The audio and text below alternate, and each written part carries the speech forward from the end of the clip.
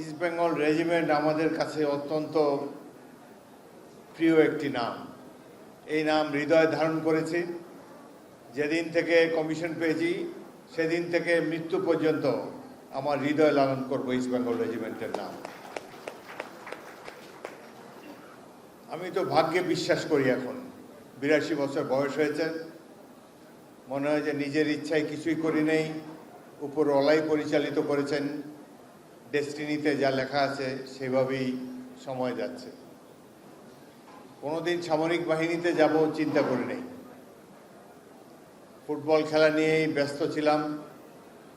ইতিমধ্যে জগন্নাথ কলেজে একজন অধ্যাপকের লেকচারারের চাকরিও পেয়েছিলাম। যোগদান করব কিনা ভাবছিলাম। সিভিল সার্ভিস সিএসএস পরীক্ষার জন্য প্রস্তুতি নিচ্ছিলাম। পরীক্ষাটি দেওয়া হয়নি। আমার পিতার খুব ইচ্ছা ছিল সিভিল সার্ভেন্ট হব। পরীক্ষা দেওয়ার সুযোগ পাইনি। পাকিস্তান জাতীয় ফুটবল দলের খেলোয়াড় ছিলাম। ফুটবল ফেডারেশনের সেক্রেটারি হলেন মেজর মোহাম্মদ মালিক, পাঞ্জাব রেজিমেন্টের একজন অফিসার। তিনি 2 বছর ধরে আমার পিছনে লেগেই আছেন, আর্মি জয়েন করো, আর্মি জয়েন করো, নাথিং লাইক আর্মি। এক সময় মনে হলো যে কিসে পরীক্ষা দেব, কত আর পড়াশোনা করব, ফুটবল খেলেও টায়ার্ড, যাই সেনাবাহিনীতে যাই। তখন বয়স হয়ে গেছে অনেক। আমার যারা ক্লাস ফ্রেন্ড তারা 29 PMA-তে গিয়েছে আমার 7 বছর আগে। তারা 61 সালে জয়েন করেছে, আমি গিয়েছি 68 সালে। আমার বন্ধুদের ক্লাসমেটদের 7 বছর পর আর্মি এডুকেশন করে। এডুকেশন রোমান উর্দু বলে একটা ভাষা আছে, এটাও শিখাতে হবে সৈনিকদেরকে। তো কিছু না বুঝেই ফুটবল ভালোভাবে খেলতে পারবো এটা চিন্তা করেই আর্মিতে জয়েন করলাম। ওখানে গিয়ে দেখি এডুকেশন করে সব চুল পাকা ক্যাপ্টেন, মানে ব্রিগেডিয়ারের কোর্সমেটরা ক্যাপ্টেন এখানে এডুকেশন করে। আমার তো মন খারাপ, আমি আর্মি ছেড়ে চলে যাব এরকম ভাব। এর মধ্যে আমার যে প্লাটুন কমান্ডার, তৎকালীন আর্টিলারির মেজর রাহাত আমানুল্লাহ ভাট্টি, পরবর্তীকালে ব্রিগেডিয়ার অবসরপ্রাপ্ত, তিনি আমাকে বললেন, you goofy, who told you to join education কোড? আমি বললাম, স্যার আমি তো আর্মির কিছুই জানি না, ফুটবল খেলতে খেলতে এখানে চলে এসেছি। তিনি আমাকে বললেন যে তুমি অ্যাপ্লাই করো, you'll be of more use in a fighting arm, don't join army education code. তার কথা আমি অ্যাপ্লিকেশন দিলাম। তিনি তার ইনফ্লুয়েন্সিয়াল অফিসার ছিলেন, খুবই ব্রাইট অফিসার ছিল। তিনি জিএসকিউতে তার কলকাঠি নেড়ে আমাকে আর্ম চেঞ্জের জন্য একটি অর্ডার সেখান থেকে বের করলেন। জিএসকিউ থেকে আমার কাছে চিঠি এলো যে আমার রেগুলার কমিশন ছিল এডুকেশন করে, রেগুলার কমিশন সারেন্ডার করে আমাকে শর্ট সার্ভিস কমিশন নিতে হবে। তখন কিছুদিন পরে পাস আউট করবে 16 ওয়ার কোর্স। সেটাতে আমি যদি রাজি হই রেগুলার কোর্স সারেন্ডার করার জন্য রেগুলার কমিশন, তাহলে আমি ফাইটিং আর্মে যেতে পারবো। আমার প্লাটুন কমান্ডার বলে, ডোন্ট ওয়ারি, অনেক শর্ট সার্ভিস কমিশন অফিসার আর্মিতে জেনারেল হয়েছে, তুমি রাজি হয়ে যাও। তো আমি রাজি হয়ে গেলাম, সই করে দিলাম। তো আমি আমার কোর্সের ব্যাটালিয়ন সিনিয়র আন্ডার অফিসার ছিলাম। সেই কারণে বিশেষ বিবেচনায় আমার আবেদনটি মঞ্জুর হলো এবং ইস্ট বেঙ্গল রেজিমেন্টে যোগ দেওয়ার, ফাইটিং আর্মে যোগ দেওয়ার একটা সুযোগ পেলাম। কাকুলের মাঠে ফুটবল খেলা হচ্ছে 1st ব্যাটালিয়ন এবং 2nd ব্যাটালিয়ন PM-এর মধ্যে। আমি 2nd ব্যাটালিয়নের ক্যাপ্টেন। রেফারি হুইসেল বাজিয়ে আমাকে ডাকলেন। হাফ প্যান্ট পরা, সাদা প্যান্ট, সাদা শার্ট, চোখে একটা সানগ্লাস। আমার সাথে হ্যান্ডশেক করে বললেন, আই এম মেজর জিয়া, তুমি পাস আউট করে ইস্ট বেঙ্গল রেজিমেন্টে যাবে। My battalion is known as senior tigers, সেনাবাহিনীর সবচেয়ে champion football team senior tigers. আমি সাথে সাথে বললাম, ইয়েস স্যার, রাইট স্যার। একজন ক্যাডেট এত আন্তরিকভাবে কথা বলছে, একজন প্লাটুন কমান্ডার এত আন্তরিকভাবে কথা বলছেন, এটাতে আমি মোহিত হয়ে গেলাম। তিনি আমার কোর্সের না, অন্য একটা কোর্সের প্লাটুন কমান্ডার ইনস্ট্রাক্টর ছিলেন। তো মেজর জিয়ার কথাটা আমার মাথার মধ্যে গেঁথে রইল। আমার কোম্পানি কমান্ডার ছিলেন পাকিস্তান আর্মির বিখ্যাত FF-এর 1ম ব্যাটালিয়ন, 1st FF-এর একজন অফিসার মেজর শাহেদ জান। তিনি আমাকে অনেক দিনই বলছেন, দেখো আমি আমার সিওকে বলেছি যে কোর্সে BSU পাস আউট করার পরে 1st FF-এ যাবে, আমি হ্যাঁ না কিছু বলি না, কোম্পানি কমান্ডার বলছে চুপ করে আছি। পাসিং আউটের আগে যখন চয়েস দিলাম ফার্স্ট বেঙ্গল, উনি পুরো আমার কোর্সের সামনেই বলেন, তুমি চয়েস দিয়েছো ইস্ট বেঙ্গল রেজিমেন্টে? আমরা ইয়েস স্যার। বলে why you'd like to join a new regiment? ওখানে কেউ চিনবে তোমাকে? Why you want to join East Bengal regiment? আমার মুখ থেকে বেরিয়ে গেল, because sir I am a Bengali, I am from East Pakistan, so I join East Bengal. চার চোখ মুখ লাল হয়ে গেল, পুরা কোর্সের সামনে বলো, you are parochial, I will send you to ordnance. আমার মন খারাপ হয়ে গেল। কোম্পানি কমান্ডার বলতেছে প্যারোকিয়াল, আমার বলে I had told my CO you will join, you have let me down. আমি চুপচাপ রইলাম। তো রেজাল্ট ভালো করায় আমার চয়েস গ্রান্টেড হলো, প্রথম 3 জনের চয়েস দিতে বাধ্য থাকে, সেভাবে ইস্ট বেঙ্গল রেজিমেন্টে এলাম। 1968 সালের ডিসেম্বর মাসে এক পড়ন্ত শীতের বিকেলে যশোর রেল স্টেশনে নামলাম। সেখানে একজন হাবিলদার স্যাশ লাগিয়ে একটা ডজ গাড়ি নিয়ে আমার জন্য অপেক্ষা করছে। আমারই ভুল হয়েছিল, সদ্য কমিশনপ্রাপ্ত অফিসার কোন ট্রেনে আসবো ওটা বলি নাই, বলছি যে জাস্ট যশোরে আসবো। তো সে সারাদিন ধরে অপেক্ষা করে আছে, বিকাল থেকে আমার জন্য যতগুলো ট্রেন আসে ঢাকার থেকে কিংবা খুলনা থেকে প্রত্যেকটাতেই সে অ্যাটেন্ড করছে আমাকে রিসিভ করার জন্যে। এইভাবে সে এসে স্মার্টলি একটা সেলুট দিল। তারপরে সেই ডিসেম্বরের সেই বিকালে ডজ গাড়িতে চড়ে ধীরে ধীরে প্রথমবারের মতো যশোর ক্যান্টনমেন্টে প্রবেশ করলাম। চারিদিকে জওয়ানরা খেলছে, মার্চ করছে।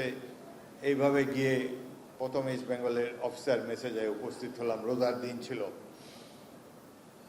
এই যে প্রথম যোগদানের স্মৃতি, এটা ভুলবার নয়। তারপরে ইস্ট বেঙ্গল রেজিমেন্ট তো ইতিমধ্যে ইতিহাস সৃষ্টি করেছে, আগের বক্তারাও বলেছেন। আমি গভীর শ্রদ্ধার সাথে স্মরণ করি স্বাধীনতার মহান ঘোষক, এদেশের মহান রাষ্ট্রপতি জেনারেল জিয়াউর রহমানকে, যিনি আমাকে ইস্ট বেঙ্গল রেজিমেন্টে যোগদানের জন্য উৎসাহিত করেছিলেন। তার কথাতেই আমি ইস্ট বেঙ্গল রেজিমেন্টে যোগ দিয়েছি, অন্যদের ভ্রুকুটি উপেক্ষা করে। আমি গভীর শ্রদ্ধার সাথে স্মরণ করি ইস্ট বেঙ্গল রেজিমেন্টের প্রধান সংগঠক মেজর আব্দুল গনিকে। তার একান্ত প্রচেষ্টাই ইস্ট বেঙ্গল রেজিমেন্ট গঠিত হয়েছিল। তিনি একজন আনসাং হিরো, তার কথা বেশি লোক স্মরণ করে না। আরেকজন আনসাং হিরো হলো 1971 সালে চট্টগ্রামের regimental commander brigadier Mahmudur Rahman Majumdar. তিনি স্বাধীনতার জন্য অনেক আগে থেকেই সোচ্চার ছিলেন, সঙ্গী অফিসারদেরকে প্রস্তুত করেছিলেন। পরবর্তীকালে তাকে গ্রেফতার করে পাকিস্তানে নিয়ে যাওয়া হয়, যার ফলে তিনি এবং তার কৃতিত্ব জনসমক্ষে প্রকাশিত হতে সুযোগ পায়নি। আমি যখন জয়েন করি ইস্ট বেঙ্গল রেজিমেন্ট, তখন 7টা মাত্র ব্যাটালিয়ন ছিল। 5টা পূর্ব পাকিস্তানে, তৎকালীন পূর্ব পাকিস্তানে, 2টা পশ্চিম পাকিস্তানে, অনলি 7 ব্যাটালিয়ন্স। আমাদের যারা সিনিয়র অফিসার ছিলেন এত নলেজেবল, পাক্কা সোলজার এক একজন। আমার 2IC ছিলেন তৎকালীন মেজর কাজী গোলাম দস্তগীর। তিনি অফিসাররা আতঙ্কিত থাকতো তাকে দেখলে। আমার সিও ছিল একজন পশ্চিম পাকিস্তানি উর্দু ভাষী মহাজির কর্নেল জাইদি। তিনি আমাদের সামনেই বলে দিয়েছেন, এই ব্যাটালিয়নে যত দায়িত্ব আমার 2IC-কে দিয়ে দিয়েছি, আমাকে বিরক্ত করবে না, আমি খাওয়া দাওয়া ঘুমাবো, নিজে আমাদের সামনে বলতো। মেজর দস্তগীর যখন সিও হলেন, লেফটেন্যান্ট কর্নেল হলেন, আমরা থাকতে 69-এ, তখন দরবারের মধ্যে বিদায়ী সিও কর্নেল জাইদি বলছেন, আমি অত্যন্ত আল্লাহকে ধন্যবাদ জানাই, আমার চাইতে বহু গুণে দক্ষ একজন অফিসার কাজী গোলাম দস্তগীরকে এই ব্যাটালিয়নের দায়িত্ব দেওয়া হয়েছে। আমরা অনেক কিছু শিখেছি আমাদের সিনিয়র অফিসারদের কাছ থেকে। কোম্পানি কমান্ডার হিসাবে এই যে 150 জওয়ান, কে কটা বিয়ে করেছে, কটা বাচ্চা, এগুলো আমাদের মুখস্থ করতে হতো। তার সমস্যা কি জানতে হতো, সমাধান করার চেষ্টা করতে হতো। আরেকটা কথা একজন বক্তা বলেছে, খুব ভালো একটা মানে সৈনিকদের সাথে মিলিত হওয়ার অকেশন ছিল ওই যে পে প্যারেড। জেনারেল জাহাঙ্গীর বলেছেন একটা চেয়ার টেবিল নিয়ে বসতাম, লেফটেন্যান্ট কিংবা সেকেন্ড লেফটেন্যান্ট, জওয়ানরা লাইন দিয়ে এসে বেতন নিয়ে যেত, কথা বলতাম, টুকটাক কথা হতো। এই যে একটা টাচ ছিল একজন সোলজারের সাথে তার কোম্পানি কমান্ডারে, এটা তো ধীরে ধীরে হারিয়ে গিয়েছে। এটি পুনর্প্রবর্তন করা উচিত বলে আমি মনে করি।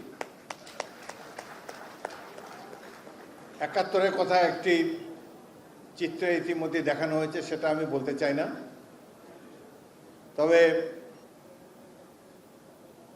মূল যে প্রতিপাদ্য, ইস্ট বেঙ্গল রেজিমেন্ট যদি 1971 সালে পাক বাহিনীর গণহত্যার প্রতিবাদে প্রতিরোধ যুদ্ধ শুরু না করত, তাহলে এই দেশ এখনো পাকিস্তান থাকত।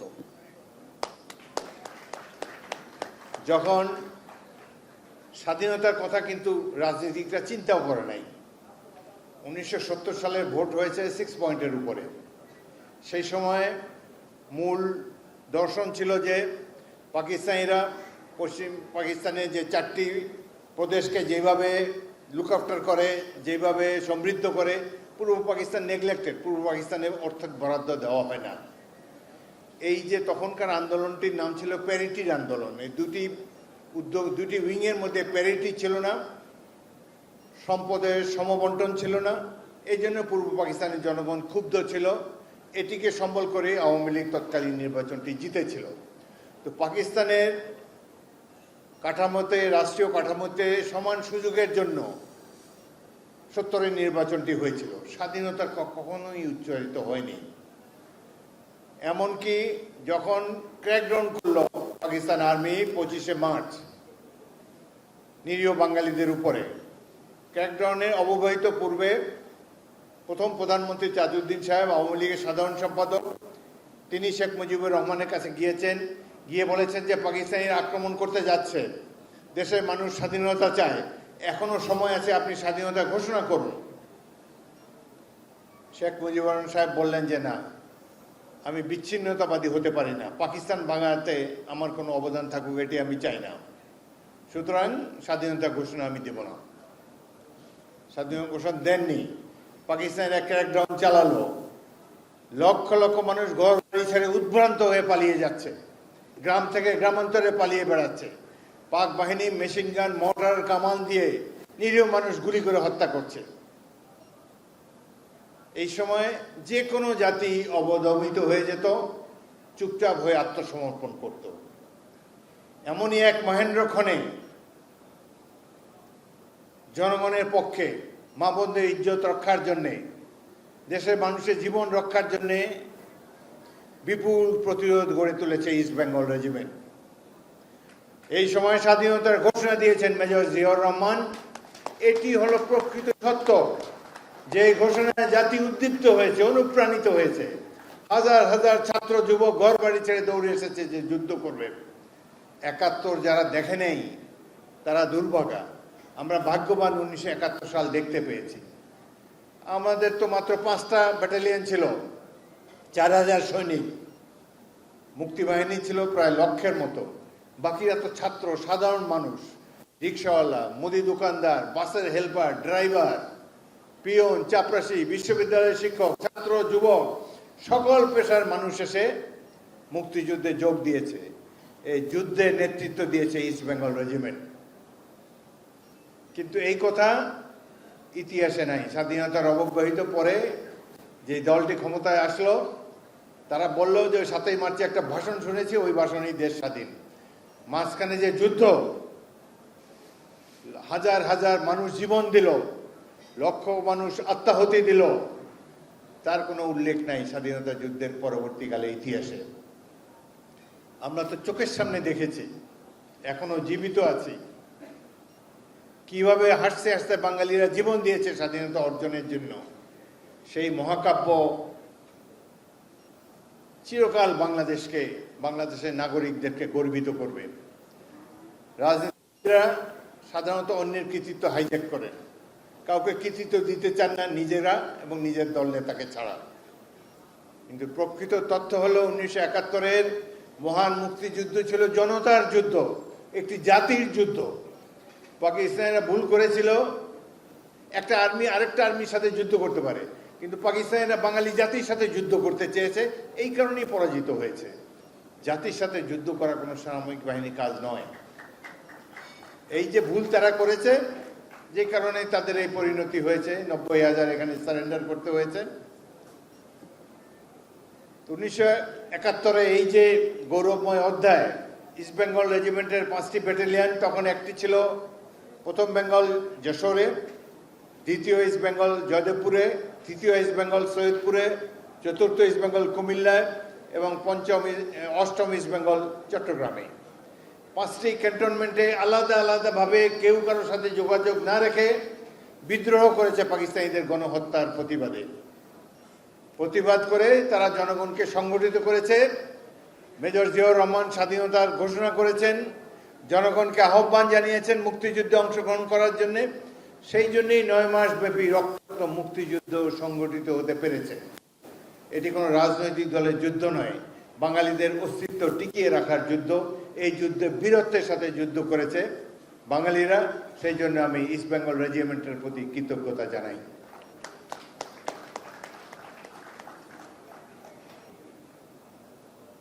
ইস্ট বেঙ্গল রেজিমেন্টের যারা সৈনিক, তারা কেউ কখনো স্বাধীনতা নিয়ে কোনো কথাবার্তা কেউ কারোর সাথে করেনি। এই ব্যাটালিয়ন 2টি পাইওনিয়ার কোম্পানি। এখনকার যারা স্বাধীনতার পরে কমিশন পেয়েছে তারা জানে কিনা জানি না, 1406, 1256 ব্রিটিশ আর্মির এই 2টি পাইওনিয়ার কোম্পানি নিয়ে গঠিত হয়েছিল কুর্মিটোলাতে। ফার্স্ট বেঙ্গলের প্রথম commanding officer VJE, lieutenant colonel VJE Patterson. এগুলো আমরা মুখস্থ করছিলাম, 50 বছর পরেও এখনো মনে আছে। তখনকার এইসব নিয়েই তো আমরা, রেজিমেন্ট ছিল আমাদের সব কিছুই। সারা পৃথিবী একদিকে, ইস্ট বেঙ্গল রেজিমেন্ট একদিকে। এখনও এই 82 বছর বয়সে, স্বাধীনতা এত বছর পর, রাস্তা দিয়ে যখন দেখি ইস্ট বেঙ্গল রেজিমেন্টের একজন সৈনিক হেঁটে যাচ্ছে, মার্চ করে যাচ্ছে, ট্রাকে বসে যাচ্ছে, ওই ক্যাব ব্যাচটা দেখলে মনটা উদাস হয়ে যায়। কিসের স্পিকার, কিসের প্রধানমন্ত্রী, কিসের রাষ্ট্রপতি, nothing like east Bengal regiment, nothing like being a soldier. এটা হলো আমার অনুভূতি।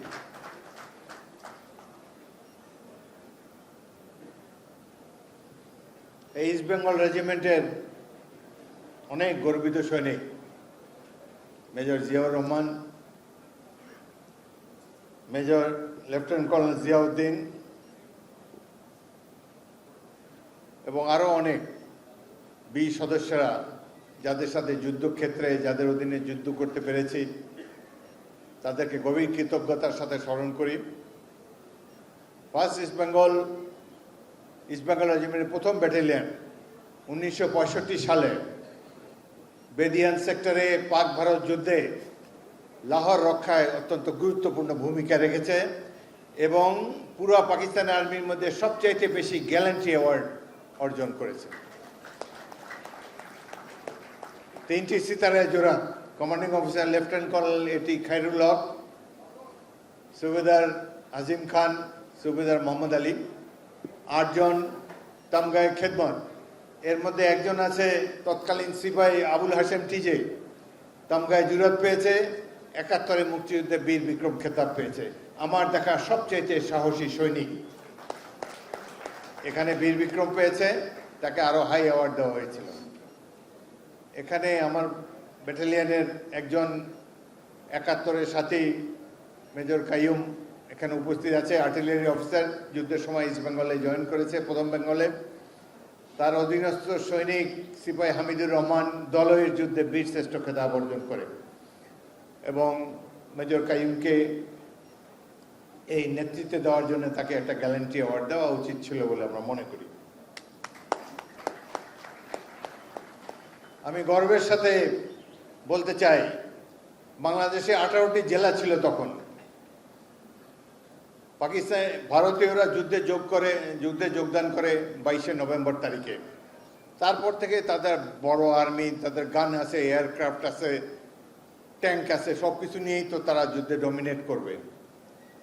তবু এই 18টি জেলার মধ্যে একটি মাত্র জেলা মুক্তিবাহিনী একক প্রচেষ্টায় দখল করেছে, সেটা হলো সিলেট জেলা শহর দখল করেছে ইস্ট বেঙ্গল রেজিমেন্টের প্রথম ব্যাটালিয়ন সিনিয়র টাইগার্স। আমি সেই এমসি কলেজের সেই যুদ্ধে আমার দুটি কোম্পানির নেতৃত্ব দিয়েছিলাম 15ই ডিসেম্বর তারিখে। সারাদিনব্যাপী যুদ্ধের পর আমার কোম্পানিরই 8 জন শহীদ হয়েছিল। আমি প্রথম 4 মাস এই ব্যাটালিয়নে কমান্ডিং অফিসার ছিলাম, কারণ আমি একমাত্র অফিসার ছিলাম। পরবর্তীকালে পাকিস্তান থেকে আমার সিনিয়র 2-3 জন অফিসার এসে সীমান্ত অতিক্রম করে যোগ দেন। বিখ্যাত লেফটেন্যান্ট কর্নেল জিয়াউদ্দিন, বীরুত্তম। তখন আমি কমান্ডিং অফিসারের দায়িত্ব হস্তান্তর করি প্রথমে মেজর মইনুল হোসেনের কাছে, তারপর তৎকালীন মেজর জিয়াউদ্দিনের কাছে। মেজর জিয়াউদ্দিনকে গভীর শ্রদ্ধার সাথে স্মরণ করি।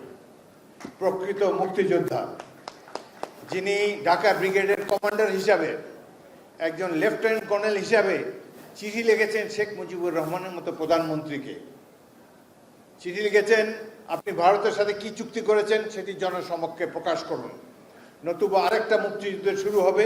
আপনাকে ছাড়াই তো আমরা দেশকে স্বাধীন করেছি, আবারও দেশের স্বাধীনতা সার্বভৌমত্ব রক্ষা করব। একজন lieutenant colonel, serving lieutenant colonel Sheikh Mujibur রহমানের মতো বিরাট ব্যক্তিত্বের কাছে এইভাবে চিঠি লিখেছেন। স্বাভাবিকভাবেই তাকে আর্মি থেকে ডিসমিস করে দেওয়া হয়েছে। But this is the spirit of A freedom fighter. স্বাধীনতার সার্বভৌমত্বের প্রশ্নে কোনো ধরনের আপোষ হবে না।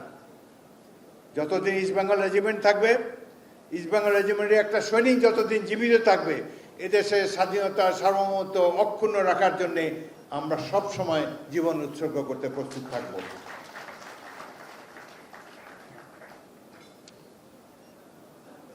অনেকক্ষণ বলে ফেলেছি, বেশি সময় বলা ঠিক হবে না। তবে ইস্ট বেঙ্গল রেজিমেন্টের এই যে গৌরব গাথা, এটি আমরা গ্রামে গ্রামান্তরে জনগণের কাছে ছড়িয়ে দিতে চাই, রাজনীতির ঊর্ধ্বে রাখতে চাই। আমরা কামনা করব বাংলাদেশ সেনাবাহিনীও ইস্ট বেঙ্গল রেজিমেন্ট যেভাবে জনগণের ডাকে সাড়া দিয়ে সাধারণ মানুষের কাতারে এসে স্বাধীনতা যুদ্ধে অংশগ্রহণ করেছে, একইভাবে স্বাধীনতার অব্যবহিত পরে east Bengal regiment, army, navy, air force, সামরিক বাহিনী সবাই মিলে, এটি হলো জনগণের বাহিনী, জনগণের প্রভু নয়, জনগণের সেবক সামরিক বাহিনী। এই সামরিক বাহিনী জনগণের জন্যই সবসময় প্রস্তুত থাকবে। যেমন প্রাকৃতিক দুর্যোগে, তেমনিভাবে রাজনৈতিক দুর্যোগে, যে কোনো সময় বাংলাদেশের স্বাধীনতা সার্বভৌমত্ব অক্ষুণ্ণ রাখার জন্যে সামরিক বাহিনী সবসময় এগিয়ে আসবে এবং ঐতিহাসিক ভূমিকা রাখবে, এটাই সবসময় আমরা কামনা করি। আমি শুধু ইস্ট বেঙ্গল রেজিমেন্টের কথা বলেছি, বাট মুক্তিযুদ্ধে ইপিআরও অনেক গৌরবময় ভূমিকা রেখেছে। সাথে সাথে নেভির একটা ছোট্ট নেভি অগাস্ট সেপ্টেম্বরের দিকে গঠন করা হয়েছিল। তারা যেভাবে কর্ণফুলী নদীর অপর পাড় থেকে সাঁতরে এসে পিঠে লিম্পেট মাইন বেঁধে যেভাবে পাকিস্তানি জাহাজে মাইন স্থাপন করে জাহাজটি উড়িয়ে দিয়েছিল, উড়িয়ে দিয়ে আবার সাঁতার কেটে কেটে আবার এই পারে এসেছে, দুঃসাহসিক কাহিনী। এই অভিযানে যারা অংশ নিয়েছে তাদের প্রত্যেককে গ্যালান্ট্রি অ্যাওয়ার্ড দেওয়া ছিল, সবাইকে, 2-1 হয়তো দিয়েছে, সবাইকে দেওয়া ছিল। বিমান বাহিনী গঠিত হয়েছে এরকমই, kilo flight, air vice marshal Khandakar, অনেক পুরাতন বন্ধুদের সাথে দেখা হলো। ইস্ট বেঙ্গল রেজিমেন্টের প্রাক্তন সৈনিক, আর্ম সার্ভিসেসের অনেকের সাথে দেখা হলো। মনে হলো যে আমি আমার নিজের বাড়িতে ফিরে এসেছি। এগুলোর সাথে অন্য কোনো সম্মানের কোনো তুলনা হয় না। This is our home. সামরিক বাহিনী আমরা সৃষ্টি করেছি। 1971 সালে 25 জন অফিসার ইস্ট বেঙ্গল রেজিমেন্টের 5টি ব্যাটালিয়নে এবং captain Rafiqul Islam, major Abu Usman Chowdhury ইপিআরের। East Bengal রেজিমেন্টের 5টি ব্যাটালিয়ন এবং ইপিআরের এই 2টি ইউনিটের অধিনায়ক 30শে মার্চ পর্যন্ত তারা বিদ্রোহ করে প্রতিরোধ যুদ্ধ শুরু করে এবং এরাই মুক্তিবাহিনী গড়ে তোলে। আমি সামরিক বাহিনীর একজন প্রতিষ্ঠাতা হিসাবে, মুক্তিবাহিনীর একজন প্রতিষ্ঠাতা হিসেবে অত্যন্ত গর্ববোধ করি। এখানে অনেকে এখানে উপস্থিত, এই 25 জনের কয়েকজন এখানে উপস্থিত রয়েছে, তাদেরকে অভিনন্দন জানাই। এটা কে রেকগনাইজ করলো না করলো জানি না। সামরিক বাহিনী হয়তো আমাদের 25 জনের নামও জানে না, সেনাবাহিনী তো আমাদের হয়তো নামগন্ধও নাই, কিন্তু একদিন নিশ্চয়ই বাংলাদেশ ইতিহাস লেখা হবে। জনগণের পক্ষে কারা দাঁড়িয়েছিল সেই দুঃসময়ে? কিছু কিছু লোক চুপচাপ বসেছিল, কিছু কিছু লোক পশ্চিম পাকিস্তানে চলে গিয়েছে, বাট ইস্ট বেঙ্গল রেজিমেন্টের প্রত্যেকটি সৈনিক অফিসার মুক্তিযুদ্ধে অংশগ্রহণ করেছে। এটি আমাদের অনেক গর্ব। এরাই নেতৃত্ব দিয়েছে, এরাই মুক্তিবাহিনী গড়ে তুলেছে, আর্মি, নেভি, এয়ারফোর্স গঠিত হয়েছে। মাত্র 4000 ইস্ট বেঙ্গল রেজিমেন্টের সৈনিক 1 লক্ষ লোকের মুক্তিবাহিনী গড়ে তুলেছে, এদেরকে নিয়ে যুদ্ধ করেছে, একটা জাতির জন্ম দিয়েছে, রাষ্ট্রের জন্ম দিয়েছে। এটা তো একটা বিরাট গৌরব। এই গৌরব গাথার স্মরণে যে আজকে রাওয়া একটা অনুষ্ঠান আয়োজন করেছে, এটি দেখে আমি অত্যন্ত আনন্দিত। আবারও ধন্যবাদ জানাই রাওয়া চেয়ারম্যান এবং অন্যান্য সদস্যবৃন্দকে। ইস্ট বেঙ্গল রেজিমেন্ট বাংলাদেশের স্বাধীনতায় গৌরবময় অবদান রেখেছে। এ কথাটি আপনারা কি স্বীকার করেন? যারা স্বীকার করেন তারা হ্যাঁ বলুন। আমার মনে হয় হ্যাঁ জয়যুক্ত হয়েছে, হ্যাঁ জয়যুক্ত হয়েছে, হ্যাঁ জয়যুক্ত হয়েছে। ধন্যবাদ।